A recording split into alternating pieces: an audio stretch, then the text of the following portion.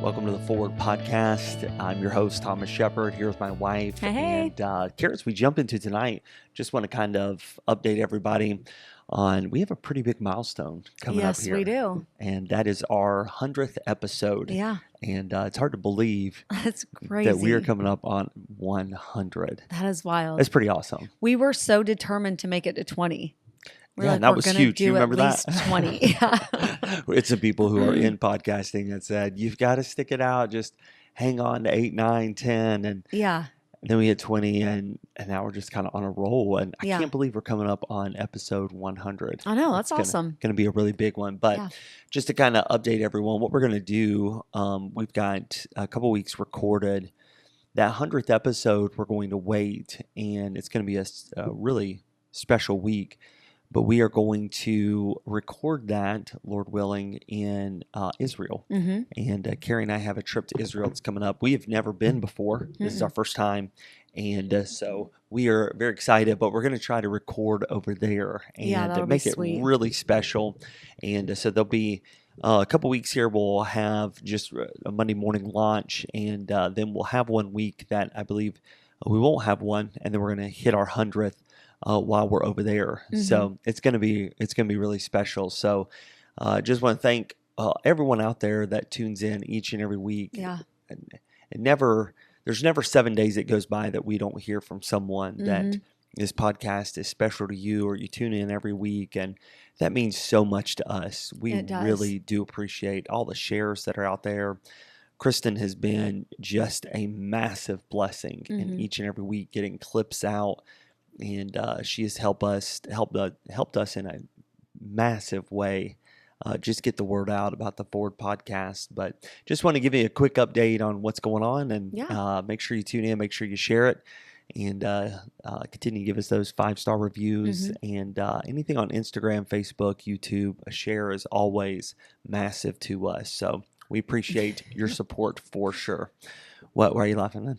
You said massive 3 times. It's massive. Massive help. Y'all are massively awesome. A synonym for massive. Huge. Yes. Big. Yeah. Amazing. Grande. Astounding. Anyways, well, tonight we're going to jump in and kind of talk about when life changes. And Kari and I feel like we've got our badge of honor in this. Like we've been awarded many times in the area of big changes in our life. It does feel almost like the Awanas, like when you get a pin for completing something. It's like Patch Club. You remember we Patch get Club? our big life change pin a few times over. We really do. Like we have the crown for it. Good night. Yeah, just our world being turned upside down, getting in ministry very early, senior pastor at 26. Twins came along very unexpectedly. After a 10-year in West Virginia, we moved to California. 3 years later, COVID kind of shut the door there, and we moved back into ministry all the way back to the East Coast once again. Yeah. And then, Kari, what I want to do is kind of ask you some questions this evening. I've jotted down. You haven't seen them, but we had a massive life change in 2025. It was big for us. I think it was bigger for you, even though it was big for our family, but it was massive for you. And I want to ask you just a couple questions. First of all, tell us about the big change in your life, especially after basically 19 years of the same thing, and then you jump back in. So tell us a little bit about, wasn't a little life change? This was a big one. Kind of lead into it. Well, for us, after all the changes kind of surrounding your job and your calling, and I mean, obviously it was ours, but, centered around your calling to preach, Sure. We kind of moved into a life stage where it was a little bit more about me. And that was in and of itself kind of different. But I've been a stay-at-home mom since we got pregnant with Tommy in 2008. And so we just decided, like, I'm not going to work while we have kids. Great. It was awesome. It worked for us. I mean, there were definitely hardships and it was tight, but God always provided. And then when we moved here, the twins were in their last semester of kindergarten. And so I kind of started like some at-home remote jobs, part-time, just here and there, working from my laptop, a couple different things. And they were both fine. but an opportunity came along to buy a farmer's insurance agency. And I know a lot of people don't know kind of how insurance works. I never did either, to be honest. We had a friend, a family in our church who he was the farmer's insurance agent. He owned the biggest, they're called books. So it would be like, it's called a book of business. And so it's all these policies in one book. And then, there's an agent that takes care of that book of business. And so for farmer's insurance, our friend was had owned the biggest agency in Indiana. And so he kind of was like, you should come work for me. I can give you some part-time work. We started out that way. I got 2 different insurance licenses for the state of Indiana. And then we kind of almost jokingly, he was like, well, you might want to do this one day and own your own book. Because owning your own book does involve a lot more than just working in insurance. It's basically you're owning your own business. Even though you're under farmer's insurance, it is your business and you're the boss, and farmers gives you a ton of autonomy and they want you to succeed. And so they kind of give it to you and then say, go do it, And we almost said it sort of jokingly. And then God was like, oh, well, actually I have one ready. And so it really happened quite quickly, but I did. We started praying about it, and one came along that was just perfect for our family. And we started to go through the loan process to purchase this book of business from another Christian man who was a good, solid, faithful, honest Christian and had built this book for 34 years, almost by himself. And we bought it from him so that he could retire. And that's what I've been doing since June of last year. That's it cool. became mine officially. I was the agent and business owner of this book on June 1st, 2025. So awesome. Less than a year. Okay, so I've got good questions here. Yeah. Some of them are a little deeper, so you'll have to hit them a little bit quick. Okay. So kind of.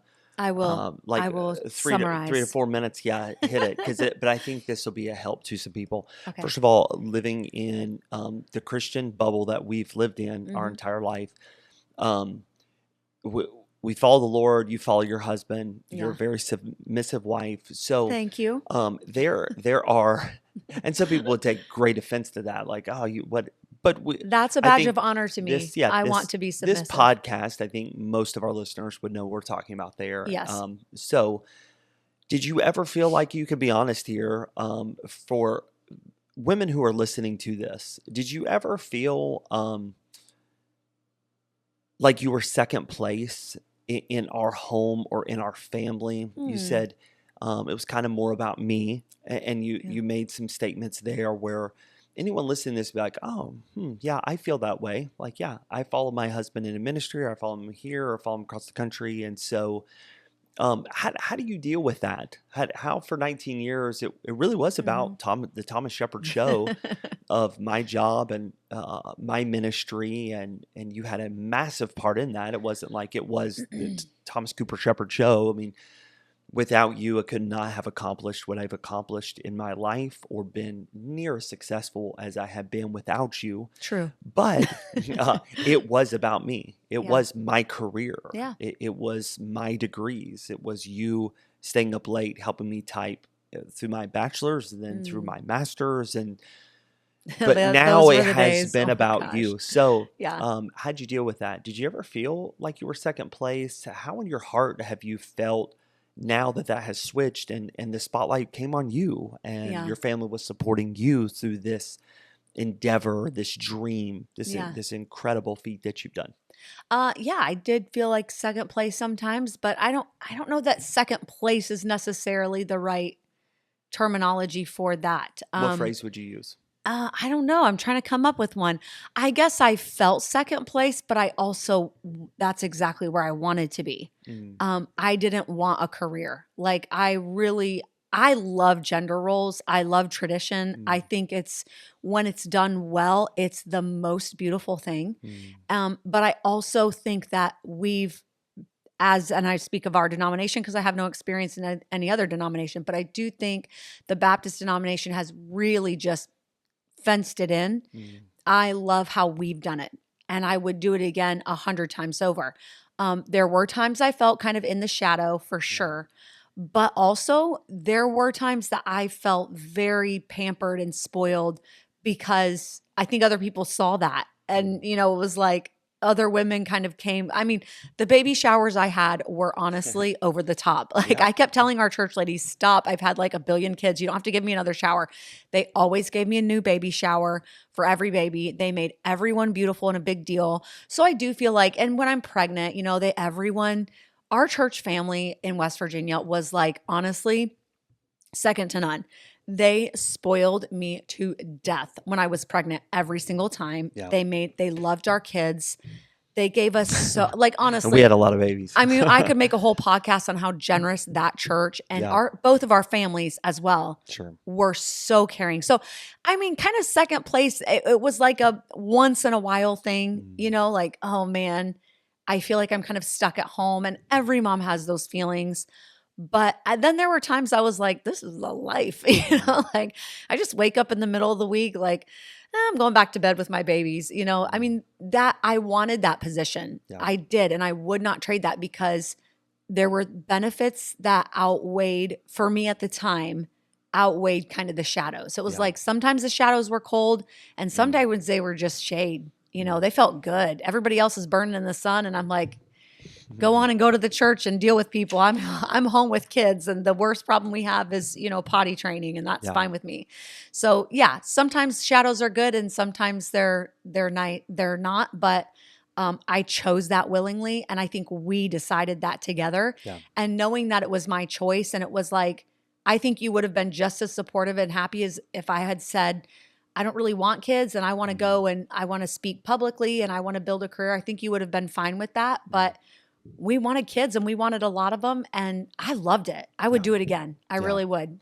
Okay. So I'll speak into one thing that I thought about here in just a moment, but let me ask you a question for someone who might be listening to this as a younger mom. They're in ministry or not. It's just, they may work in the home, they may work outside the home, but it does seem to be centered around the husband. Mm-hmm. And so for us, I always think of like pastor appreciation. So no one saw behind the scenes of what it took to get 5 kids ready, get them to church, the emotions, the live in a glass house, plus the physical toll that your body was going through. Yeah. And, oh gosh. So all of that. And then, the pastor really is like the person who, oh my goodness, where would we be without pastor? We love pastor this, pastor that. Mm-hmm. So I'm sure at some moment there was a battle in your mind of good and evil. Mm-hmm. Of, okay, I'm over here, no one saw the diapers that I changed, or 5 kids and twins and strollers and snow and everything that came along. So what about somebody who really does have those thoughts that I'm sure every spouse has at some time or another, like, hey, what about me? Yeah. What is a tip that you would give a mom at that moment of, boy, there's a lot of recognition to the spouse that I'm supporting and doing just as much behind the scenes. Mm-hmm. And either though the jealousy might even creep in. Mm-hmm. What is one tip that you would give in those moments of those fears or those anxious thoughts that sneak in our minds? I think just keep in mind that, you're in charge of your life and your choices. If you choose to have children, you're choosing, 10 years of a lot of work and a lot of selflessness. And I mean, I don't get over it.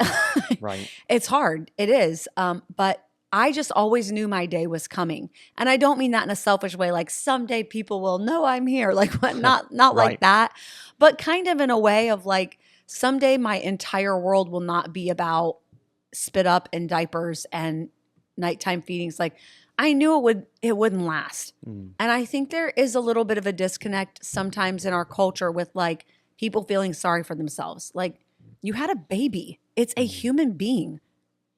Yeah, you have to take care of it. And no one's going to thank you because everyone has to do it. I would just always think of my mom. Like my mom had 5 kids. Your mom had 8. My granny was one of 10 or 11 or 12. I can't remember, a lot. And it's like people have been doing this down through the ages. And we live in a time where it's the most convenient it's ever been. And you have the most support and help available to you that has ever existed as far as information. I don't think our culture is necessarily great at supporting mothers in a lot of ways, but at the same time, like you also have DoorDash and Google and heat and air and a hot shower. So I don't know. I just didn't let it climb on top of me. Like there were definitely days where it was sad. Yeah, it was hard. That's life. That's life. So I just tried. The Bible says there's a verse, I can't quote it, but it says encourage yourself in the Lord. And it's like, yeah, I mean, I just knew like this isn't forever. And my time when I can do things that give me a little more, in a selfish way, kind of, self-satisfaction and maybe a little even, attention or notoriety from other people, like those days are coming. And the crazy thing is they came so fast. I swear the twins hit kindergarten and I had like 12 invitations to speak in 1 year. And I'm like, I've spoken once in the last 2 years, and all of a sudden it was like, will you speak our ladies retreat? Will you fly out and speak here? I was being flown all over the States to speak. Remember that year? It was crazy. So I felt like all of a sudden God was like, okay, you put your time in the shadows and in kind of like the routine and I don't want to say boring stuff because kids are never boring, but just like the routine and the mundane, and then it was like in 1 year, I was doing stuff that was for me and like I really enjoyed and was passionate about. Yeah, it's good. So let me let you catch your breath. Just a commercial break here. That Kari and I we used to talk all the time about. Kari was a stay-at-home mom for many years, and like you saying, if I want to go back to bed, I could, or if I could do this, in jest for sure, but. We have always thought that there's perks to both. Yes. It's not a right and a wrong way. If it works for your family, great. It is when this is being recorded, 2026, getting harder and harder. I don't know if we got married today, if we could live the lifestyle that we lived over the last 20 years of just a stay-at-home mom and living on one income in ministry. And but there were definite perks to both, and you have to do what's best for your family. Yeah. I mean, oftentimes we would see friends of ours and both were working and they were taking extravagant vacations and they were out doing things and buying things that we could never dream of buying or doing because we just had one ministry income. And so I think you have to pray about what is best for your family and step out by faith and do it. And I think people too don't see the full picture. I mean, if you don't know how to do the stay-at-home mom thing, I will tell you the first thing you have to know is it's sacrifice. It's extreme sacrifice. So true. We just didn't have a lot of things, but it was okay. Yeah. It was like, I don't care because I get to be home with my kids. And I mean, there were times, being very transparent, we used credit cards, we racked up some debt, and then we'd pay it down. And then we really want to go on family vacation and be with our extended family because we haven't, we only see them once a year or whatever. And so we put the vacation on a credit card and then we pay it down for a year, and we did those things that, were required for us to for me to be home with the kids. And I mean, it wasn't perfect. There were times that we had times when we were like, this is crazy, but we stuck with it, and I wouldn't change it. Would you? No, I wouldn't. I wouldn't either. Okay, so we got to keep moving. Let me ask you, how did you know this was a major life change, you buying this agency? So how did you know when this change was coming about? How did you know that, okay, I have to walk through this door? And then, two questions in one, how did you step out? I guess I've never asked you this before. You had to take major tests. You haven't been to school in 20 years, since college, good old Heartland Baptist Bible College back in the early 2000s. Like, it's been a long time since you've taken tests and you've had to study. Yeah. And then you're working outside the home, and then you're going to own a major, I mean, you're stepping in not to something little, something absolute major. So first of all, how did you know when this change needed to happen from go to stay-at-home mom back to the workforce? Number two, how'd you overcome that fear of okay, I've never done this before, and it's something I haven't done in 20 years. How'd you overcome that fear? Well, first of all, the desire for money in order. Greed was really the motivating factor. The desire for money. My husband didn't make enough, so. No, I meant to say the desire for money to help you and to relieve your burden. I mean, we talk a lot about like my burdens with the kids, but it's a big burden on a man to be the sole income, to not have a backup income in any way. I can't imagine, like, that's a huge burden. Sure. And you bore that for, 18 years. And I think for me, when the kids were gone 8 hours a day, they leave at 7:40, they get home at 3:15. And I'm here and I'm doing stuff. I mean, I'm cleaning the house, I'm meal prepping, like I'm keeping our home running, and that's nothing to sneeze at. That's not small. At the same time, I thought, like, our kids are old enough now, like this, I don't have to do this all. Yeah. The kids can help, and this should be a family effort to keep our home tidy and to keep meals going. Like, this can now roll over from I'm the only one doing it to where we all can help. And so I can use that time. And I really desired that. That's the change in me to have a career, moved from like, not, oh, I don't want to be in the shadows and I want my own thing. Like, that was maybe 10% of it. A huge portion of it was, I want to start all of us bearing our burdens together. I had tried to help you with ministry along the way and to bear that, those burdens as well. But now I wanted to move into, like, I wanted to bear the burden of the finances with you. And I wanted to take part in that because I could. Yeah. Because I could. And our kids got like so expensive all of a sudden. It was like, I need basketball shoes and I have to buy a violin. And now I need this because we want them to be in sports and we wanted them to be musicians and like all these things where, man, all this costs money. It's way more expensive than diapers. So I think that was what really motivated me. And then overcoming the fear, it was just, I took one day and I had a big day of like crying. You probably remember that. It was so embarrassing. I was literally in public, like bawling my face off. We went with my parents to Urban Air to let the kids play because my mom had bought them this gift of like, we're going to take them to Urban Air all day. And it was the day I had to decide, am I going to sign the letter of intent to purchase this agency? And we're talking about a big loan and like a 10-year commitment. Oh my word. I sat in Urban Air in the massage chairs because there was nowhere else to sit. And I literally wept in front of people. Like, people were just walking by probably thinking I was having a little mentee bee. And I was. It was terrifying. But in that day, I just got it all out. I prayed and I cried. And that's my personality. I'm not going to do that for weeks. Who has time? I don't have time to have a mental breakdown for 2 weeks. So it's like 24 hours. And I remember, like, I wasn't settled yet. And I cried the whole time at Urban Air, and I'd like go jump with the kids and like, oh, it's so fun, and go order nachos and then like sit there and cry. And then the way home, we like split up in vans and brought everybody home. And I went up in my closet because I beat you guys home. And I just went up in my closet and I just like had one big prayer. And then I called the owner and I was like, let's do it. I'll sign the letter today, send it over. And I just knew I was like all by myself in my closet. I cried and prayed it out, talked to you, and then I just did it. Yeah. So do you feel like God spoke to you in that moment? How did you overcome that? Yeah. You're bawling your eyes out. Of course, in the multitude of counselors, there is safety. You spoke to your husband, but you just felt like a deep, fresh spirit of like, okay, I'm good with this.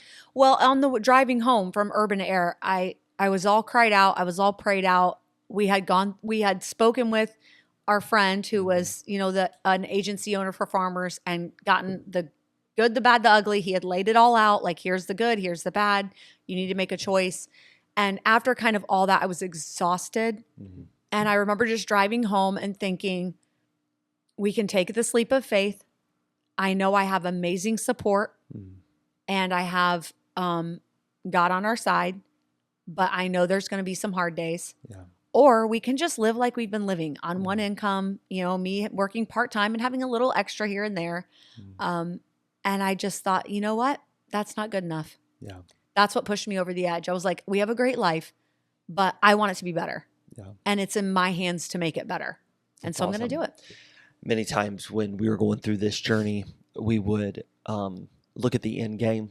Mm-hmm. What's the end game? What is our end game with this? And I feel like we don't do that often enough with life. We do not, with our kids, think about why are we training in this way? Mm-hmm. It's the end game. We want sure, we want soldiers for Christ, but we want them to have a deep love for Jesus. Yeah. What's the end game with our finances? It was not, well, we would like to take a vacation here. The end game was, we have 4 weddings and cars and College. college coming up, and Yeah. the end game of even retirement Yeah. in for ministry people, which many people have been not foolish, but just maybe a little ignorant on. And so our end game was more than just, oh, okay, well, now's the time. I guess I'll try this, flip a coin. It was deep prayer. Yeah. It was a massive step of faith. And here we are, what, 8 months removed, and you're thriving. You're doing great. I'm There were so glad I tough did it. times. I mean, Yeah. 2025 was not a easy year for It was us, but definitely yeah, it hard. was tough. It Yeah. was tough. But God brought about a spirit in you that was not fear. It was, I'm going to walk you through every step. Yeah. And we watched God do that in a great way. I wanted my kids to see me personally stretched and grown and challenged and overcoming. Because we've seen you as a family walk through that time and time again. We've seen you, walk the desert, walk miles, and pray and cry out to God. What is your plan, and where do we go, and what do you have for us? And every time it's been good things, and it's been hard things, Sure. but we haven't regretted one step. No. And that was awesome. And I felt a part of that, yes. But again, it was yours. And this time that also was something that played a huge factor. Like, I really want my kids to see me in a different light than just this one thing. And not that being a mom is not enough. It was, but I wanted them to see me personally challenged and rise to it. Yeah. And I wanted them to see me in that light. And I want to see myself in that light because, I mean, you kind of wear this like mom hat and pastor's wife hat for so long and you get used to it. And I thought, like, what else can I do? Yeah. What else can I succeed at? And I wanted to have that challenge in my life. And I am so glad I did. And they are. They absolutely look up to you. Like, so they love this stage. And, Kari and I got blessed, and we were able to buy new vehicles this past year. And that was so fun. Yeah. We're driving around in Teslas, and man, our kids are so proud of you. Like, That's they cool. know mom stepped up and worked very hard the last year to get us to where we're at. And they do see that. They saw you stretched. Yeah. But I love that our kids are learning that about mom and dad. They're not complacent. They're not just okay with the status quo. And we could have been. Yeah. Like, we would have made it. Like, it would have been like the last 20 years we did it. Yeah. But yet God didn't call us just to sit still and sit on our hands and like, well, we're comfortable. Yeah. He made us very uncomfortable. But again, the end game is massive. Yeah. Just a closing question here. Let me ask you. So you did all this. You bought an agency. You're a year in. Things are going great. Family's proud of you. How can, when a family goes through something like this, how can a family support you? How can a spouse, whether you're a husband or a wife, you're taking a massive step of faith, a new job. A lot of people our age that are in their, we're in our 40s now, which is crazy, but it's where midlife crisis comes in. It's where a lot of people make really big mistakes. Yeah, true. Everyone's kind of figuring out, do I want to do this for the rest of my life or do I not? So there's career changes, and you've walked us through not having fear. You've walked us through stepping out by faith. But how can a family, a husband, wife, or kids, like, what's the greatest support you'd say? Here's what you need if you're going to make this big change in your life. I think just jump in and do what needs to be done, no matter whose umbrella it falls beneath. I do love gender roles, and I've talked about that before. But really, in the home, everyone should support everyone, and it shouldn't be like only girls can do this job and only boys can do that, right? I mean, I know we grew up in the same household. I think we joke a lot, like, emptying the trash is always a boy's job, right? It wasn't my home growing up. But I don't really do that in our home. Like, Tommy does the dishes, the girls will empty the trash, vice versa. It's just whatever needs done, like, see the need, take the lead. And I really saw you do that. And it was so weird to see because we had done our roles pretty well Right. all our lives. But to see you like picking the kids up from school and even making dinner, and not that you had never done those things, but you just never really had to. Right. And so just seeing you kind of take on a much heavier role with the kids those first several months that I was literally working, 8 and 10-hour days. And which is weird for me to be out of the house that long. And then coming home and, we're rushing off to games, and I walk in and you've got dinner and the kids are fed and they're changed. And, everyone kind of jumped in and just did the things. The kids kept the house, the laundry going. And I think if you're going through a life change in your home, listener, and maybe the mom's shifting to a career, or the opposite, maybe you got pregnant and she's coming home for the first time, and, it's weird. It's different. Just do what needs to be done. It doesn't matter whose quote unquote job it is. I loved watching our family do that. We just did everything.